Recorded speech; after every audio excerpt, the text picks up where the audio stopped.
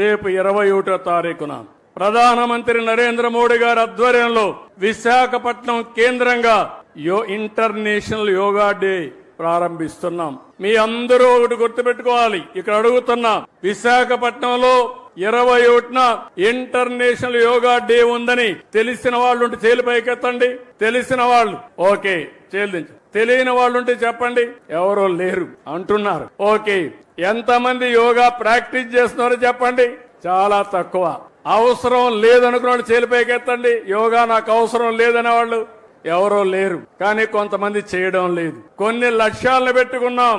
రాష్ట్రం మొత్తం ఆ రోజున 1 లక్ష కేంద్రాల్లో యోగా ప్రాక్టీస్ చేసి గిన్నిస్ రికార్డ్ బ్రేక్ చేయాలని ఒక లక్ష్యాన్ని పెట్టుకున్నాం. విశాఖపట్నం కేంద్రంగా ఒకే సైట్ లో 5 లక్షల మంది యోగా చేయాలని అక్కడ నేనుంటా, మిత్రుడు పవన్ కళ్యాణ్ గారు ఉంటారు, ప్రధానమంత్రి నరేంద్ర మోడీ గారు ఉంటారు. ఇంకో పక్కన 2 కోట్ల మంది 1 లక్ష ప్లేసెస్ లో యోగా ప్రాక్టీస్ చేయబోతున్నారు. ఇది ప్రపంచ రికార్డు. ఎక్కడా ఎప్పుడూ జరగని విధంగా 2 కోట్ల మంది మన రాష్ట్రం నుంచి ఇంకా ఇతర రాష్ట్రాల్లో నుంచి కూడా చేస్తున్నారు.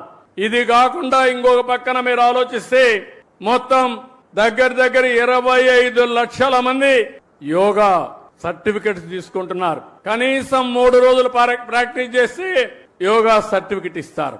అదే సమయంలో ఆయుష్ ద్వారా యోగాని ప్రతి ఒక్క ఇంటికి చేర్చడానికి ఆఫ్లైన్ ఆన్లైన్ అంటే ఫిజికల్ గా ట్రైనింగ్ ఇవ్వడం, ఓసారి ఆన్లైన్ ద్వారా ట్రైనింగ్ ఇవ్వడానికి కార్యక్రమాలు చేపడుతున్నాం. యోగా అనేది మన జీవితంలో భాగం కావాలి. యోగా ద్వారా మీ ఆరోగ్యాన్ని పెంచుకునే పరిస్థితి వస్తుంది. ఇప్పుడు నేను చెప్పిన అన్ని కార్యక్రమాలు మీరు గాని కనెక్ట్ చేసుకుంటే మీ జీవితంలో చాలా వెసులుబాటు వస్తుంది.